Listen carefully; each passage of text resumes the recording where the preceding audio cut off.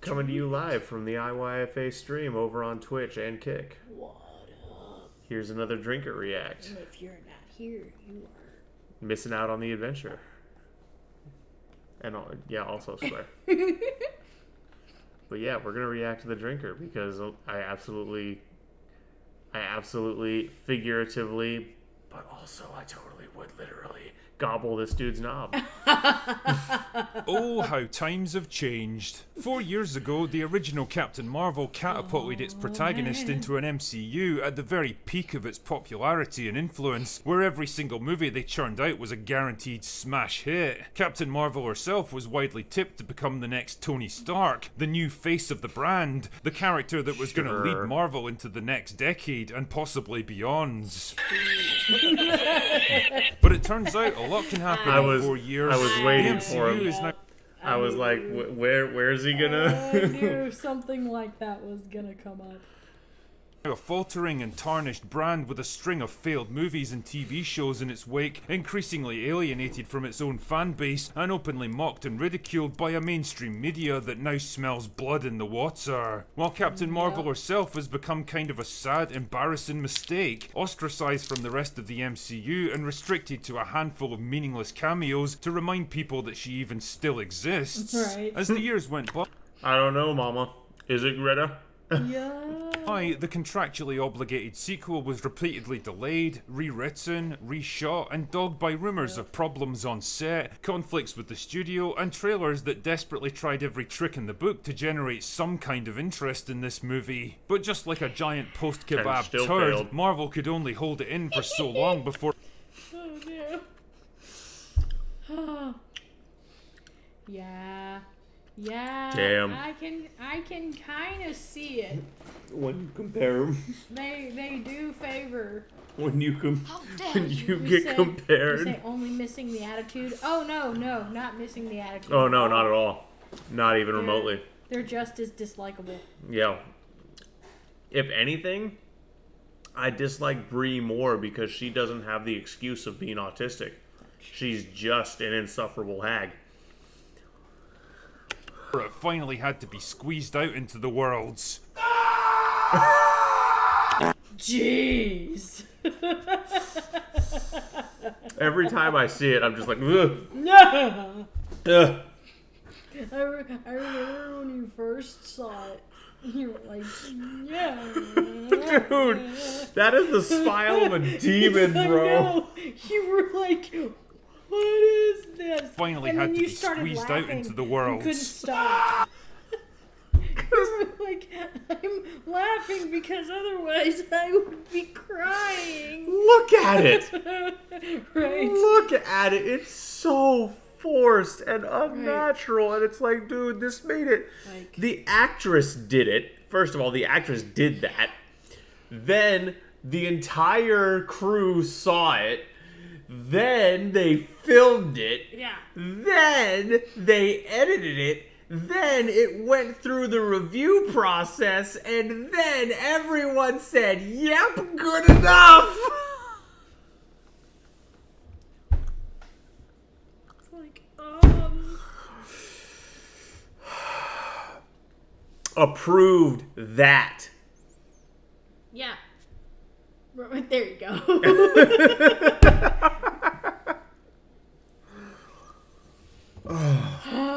Just literally one of the worst things ever. Panda, ask me again when we're done recording. And so, here we find ourselves staring down the barrel of The Marvels. I'd rather My not. God. That is one big pile of shit. The movie kicks Yeah. That's a spicy meatball.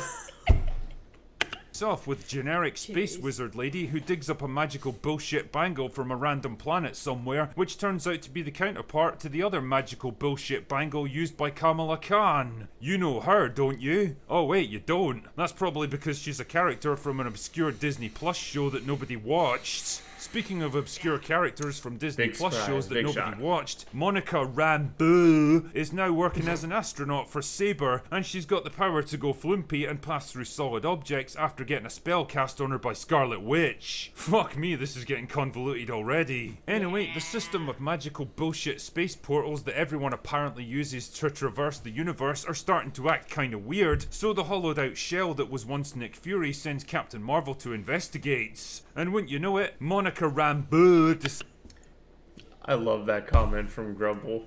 Oh, the girl Avengers? You're right. I mean, okay. Take barely tolerable MCU movies, And then add Ghostbusters Ghostbusters fail reboot energy. Yep. Whew. Yeah. Yeah. Yeah. Because that's a good Keck. decides to investigate one herself at exactly the same moment. Oh my goodness, what are the odds, eh? Then there's a big energy surge and everyone swaps places with everyone else. Although it did have me wondering why their clothes go with them, but Monica Rambeau's spacesuit doesn't. Probably because the prospect of a teenage girl explosively decompressing on our screens would have turned it into a very different movie, but whatever. The point here is that all three of our diverse heroes Because fuck world building. Right. Fuck consistent mechanics. We do what we want because we're bad writers. Why? Because we are. Because we got vaccinated. Yep. Gosh. Top cash. Nobody does continuity checks anymore. No. Continuity? Is that some new party drug I haven't heard of? Like, yes, little Hollywood screenwriter. Yep. It's a party drug you haven't heard of. Go snort your line of snort your line of baby powder that your friend told you was coke. It's like, yo, you know what you could do? You could just go back to letting the interns earn their place at the table by letting them do your work for you, and they would probably turn out something a whole lot better than, Caitlin, it'd be pretty hard to turn out something worse. You could probably give a bunch of monkeys typewriter and acid and get something better. I mean, let's be honest here, folks. If you gave a monkey a typewriter, some coffee, and a couple of shrooms, you would get something better than the script of the average modern MCU movie. Post Endgame. We'd probably end up with something better than the She-Hulk season that they ended up with.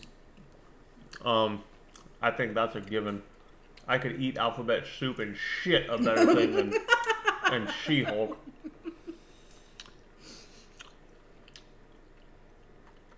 Come on, Jeremy. Yeah.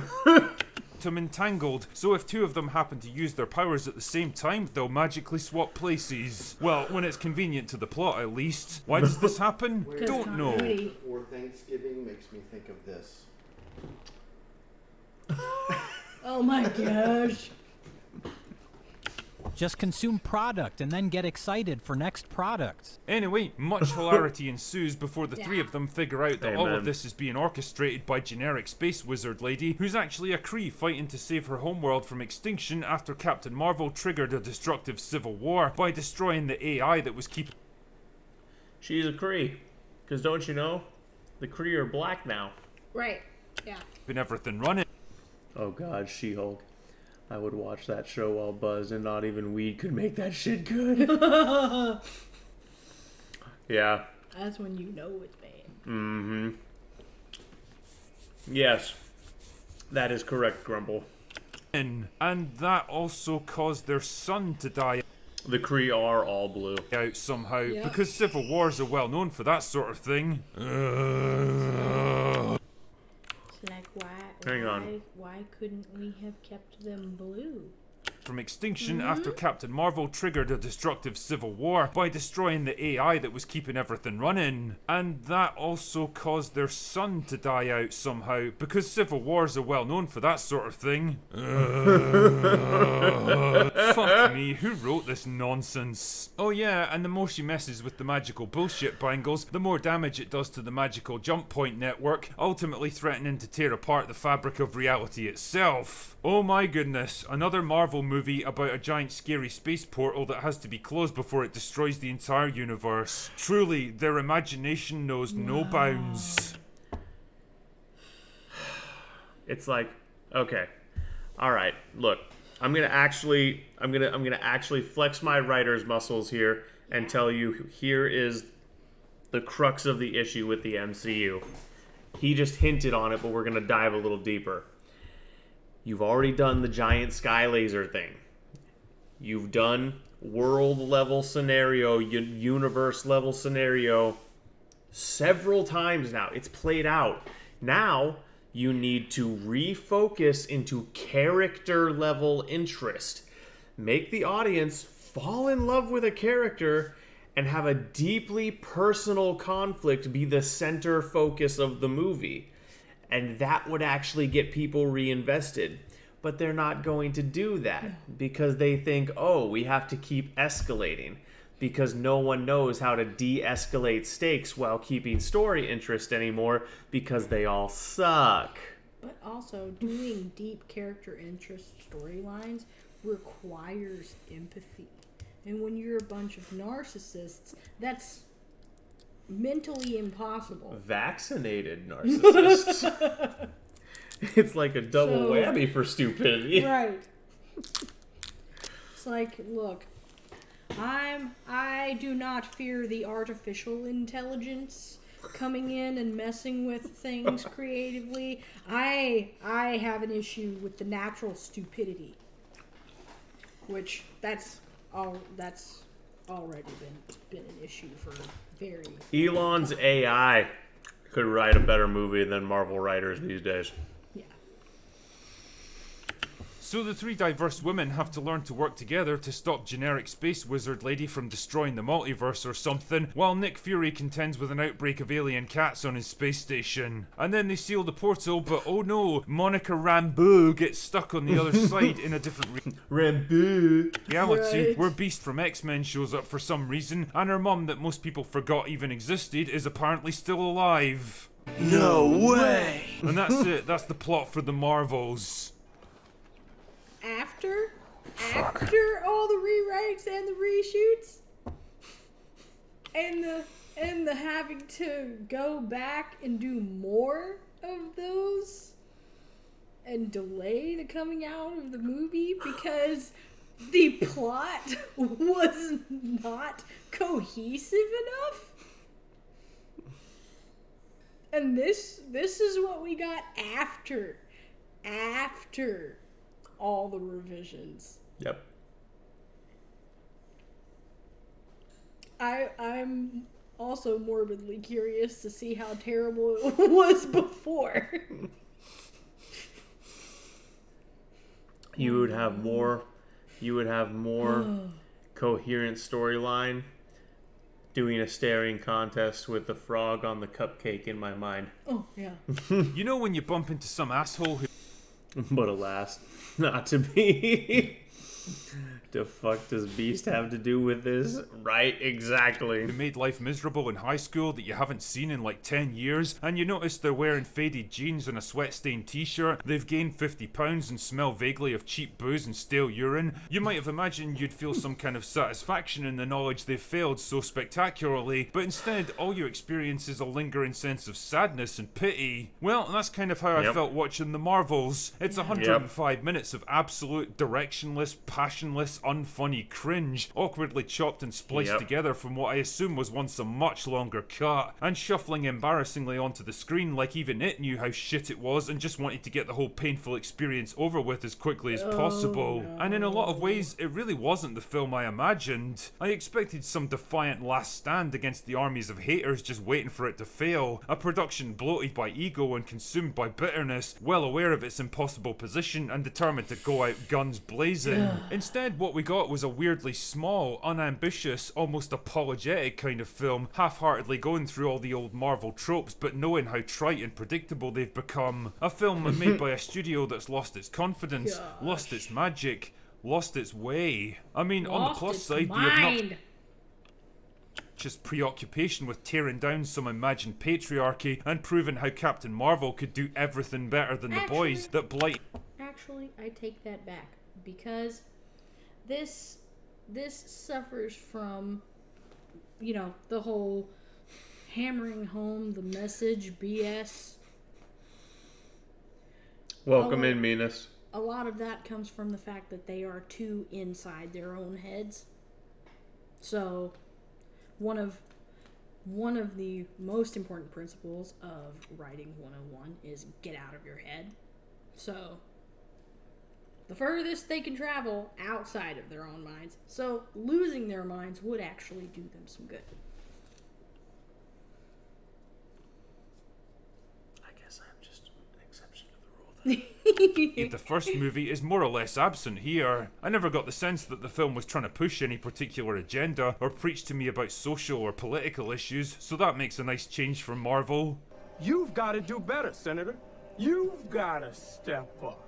Kamala Khan is mostly pretty likeable throughout the film, and I think a lot of that comes down to Iman Vellani's performance. You can tell she's having a lot of fun and she's excited just to be there. Shit man, even Brie Larson gets to show a bit of personality for once. She's not going to be winning any Oscars for this one, and there's times when those behind the scenes tensions seem pretty obvious in her performance, but generally she comes across as far more human and likeable than she did in her first movie. The direction from Nia DaCosta is Is that the chick from Scott Pilgrim? Which one?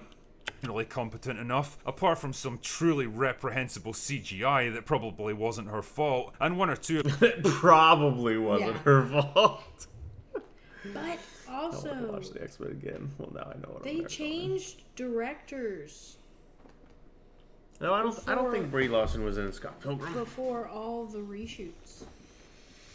I just feel like these give me a god complex. I'm inexperienced and only recently found my muse, and I can write better than these And do hacks. we know how extensive the reshoots were? Because there were 2 rounds of those.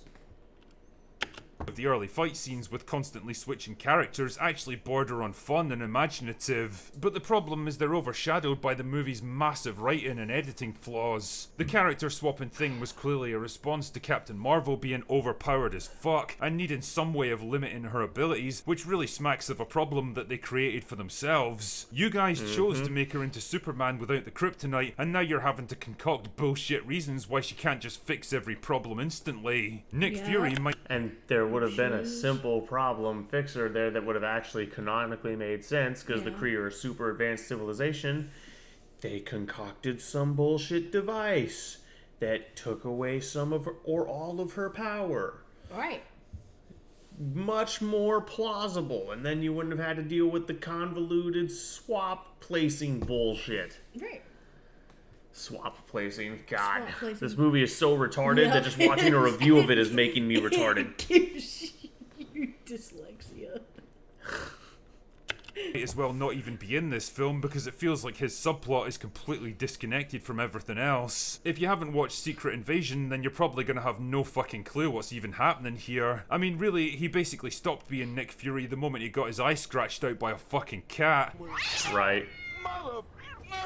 And the goofy imposter playing him seems to care less and less about keeping up the facades. Generic space wizard lady is exactly that. Completely forgettable, barely getting a shred of development, and she's pursuing her goal in the most ridiculous way imaginable. Like, she basically wants revenge against Captain Marvel for destroying her people, and she does it by hurting the people that she cares about, but there's nothing to prevent Captain Marvel for doing the exact same thing again. The quantum entanglement thing wasn't something she was even aware of until later in the movie, which means there would have been absolutely nothing to stop her. You can really tell that this film was butchered in the editing in room 2. Characters magically teleport from one location to the next with nothing to link them together, and I'm not even talking about the stupid bangle thing either. They just show up wherever they need to be. Potentially interesting character arcs and relationships are barely hinted at, and then resolved with no real explanation. Like, one of the big sources of tension between Captain Marvel and Monica Rambeau is that she never visited her after her mother died, because she triggered a Kree civil war and was apparently trying to fix it, but there's nothing to suggest that she actually tried to help them in any way. I mean, with all her godlike powers and abilities, she basically could have fixed most of their problems overnight.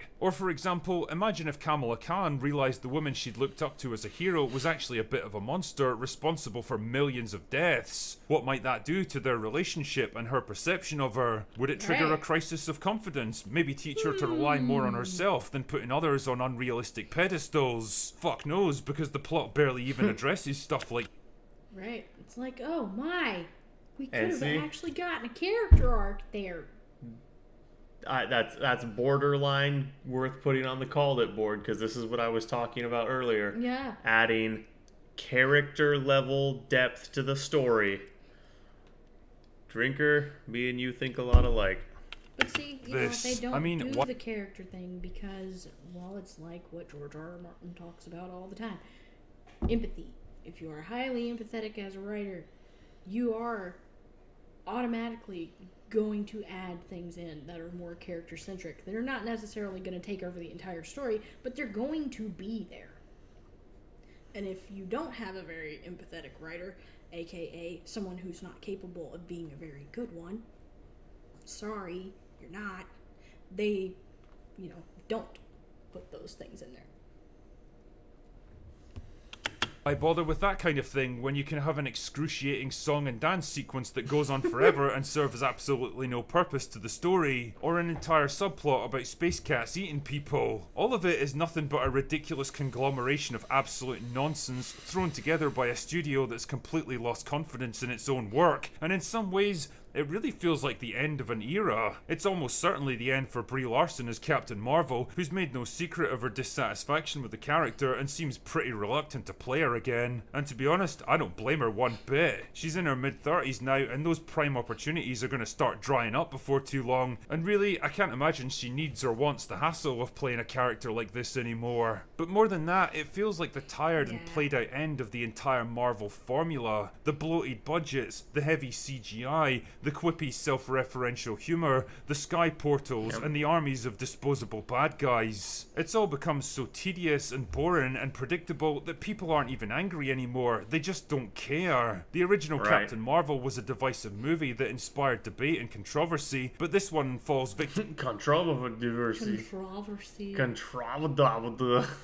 Like, I like the way you pronounce words, Scottish man.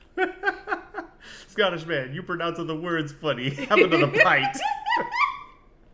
to a far more insidious problem. Wait, is he Scottish or Irish? Yes, he's Scottish. Scottish. Apathy. This really is how the MCU dies. Not with a bang, but with a whimper. Anyway, that's all I've got for today. Go away now. Okay, alright. I'll fuck off. Off is where I will fuck. Oh, yeah. Oh, man.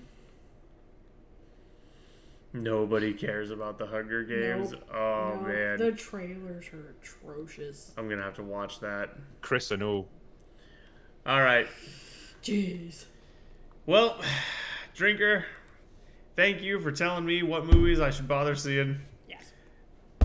Catch y'all on the next one. On the next adventure. Welcome to the Adventure.